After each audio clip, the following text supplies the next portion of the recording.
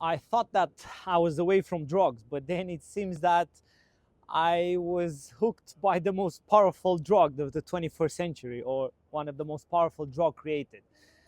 So let me explain more about that. But meanwhile, welcome back to Conversations with a Former Addict in the beautiful city of London.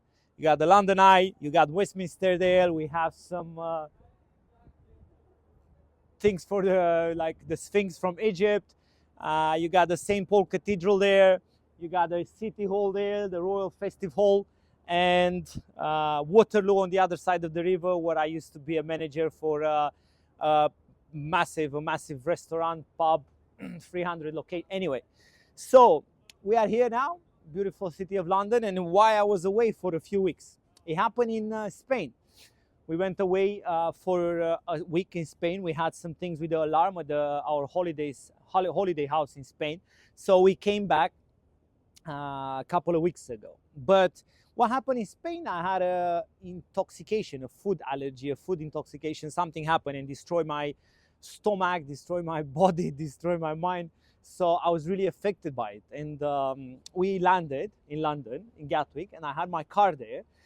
And we live in Wimbledon, yeah. So on the way, we decided to stop to a restaurant, Asian restaurant.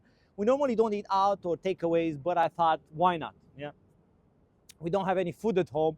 We're still gonna get something from the supermarket. We're gonna cook, but meanwhile, we can eat something ASAP in a way. Yeah. We haven't had any food. I don't like to eat in the airports anyway. So, what happened? How did I get sick, and what drug? Yeah. Whew. So got some Asian food, absolutely amazing, as was a recommendation from my friend.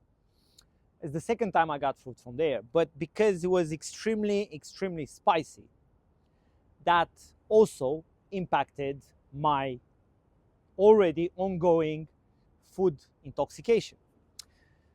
And it made it worse and worse and worse and worse. And it kept me away from everything, from work, from business, from family, from friends, from everything, including the drug I'm telling you about. And I'm actually going to tell you something else.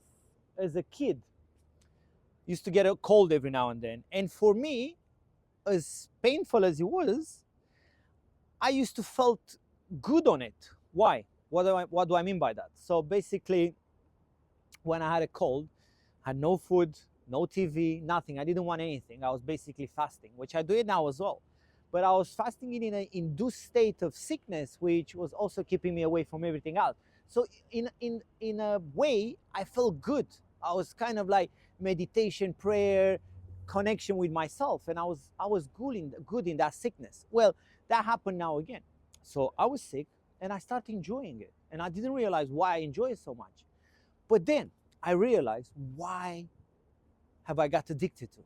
And I'll tell you a story, and then you realize straight away why I was addicted, because this is a podcast talking about addiction. My dad retired a while ago, about 20 years ago. And he was coming back from work.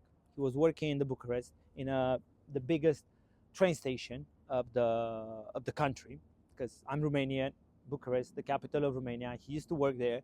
And he used to inspect the trains, having them ready to departure. And he did this for a while. He retired, and he had a phone from work. The day he retired, he was coming home and spoke with one of the ladies in our town, away from the capital, about 40 miles away, 50 kilometers, 55 kilometers. And what did he do? He gave the phone to her. He said, "Do you want my phone?" "Yeah." "Do you want this phone, please? I don't want any calls, anything to do with technology, with phones. I retired. I want to enjoy my life." And I thought for many years that he's crazy. But now I realize I am addicted to this thing as well. And then I had one Sunday before that, which I went on social media for about 7 hours. And I didn't realize how much that it's impacting my life, going through all these scenarios of happy, sad. My face changes by looking at a little screen. And I didn't realize.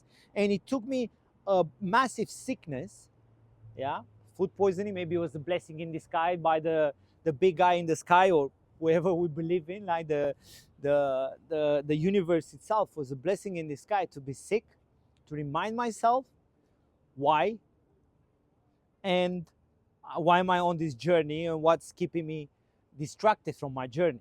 Instead of helping my clients, instead of being a good person for my family, for my friends, for my employees, I done what? I start drifting away through the phone, through another addiction. Because I have a very addictive personality, and if I don't put in something good and constructive, I self-destroy myself. I harm myself through these phones, through this addiction. And then luckily I realized through a sickness, through the universe itself, and that's why I went away for a few weeks. And I'm only going to put podcasts every now and then. I'm going to do a video every now and then, and the rest I'm only going to focus on my clients through fitness and my clients through business consultancy, which I also have the marketing agency. So I take small businesses, help them grow, and I take one-to-one clients, especially teenagers that the parents have decided to invest in their health and in their development. And I want to work with people that really radically want to transform their life one-to-one through my fitness program, of course, Dr. Line Fitness and Dr. Line Fitness Solutions. And that's all I'm going to do. I'm going to focus on my businesses, my life, my friends, my family, and most importantly, on me, enjoying this beautiful life on this planet. But because I realize that if I don't spend time for me, investing in me, I cannot help anyone around me. And phone, it became a distraction, and we live in this beautiful, beautiful world full of possibilities. I'd rather go and look at a tree, at a flower. The spring is here. I'd rather go and look at a flower for a few minutes, an hour, or admire a beautiful park instead of staying and scrolling on the phone and destroying my mind. So if it's not constructive, if you're not helping you progress, get away from it. Yeah, don't post as often if it doesn't help you. Don't have a program, get out of it. Other than that, I hope you have a beautiful day. And remember, as I always say, only you can change you. Have the right people around you. Make sure you make the right choices. And enjoy beautiful spring. And I'll see you on the next episode.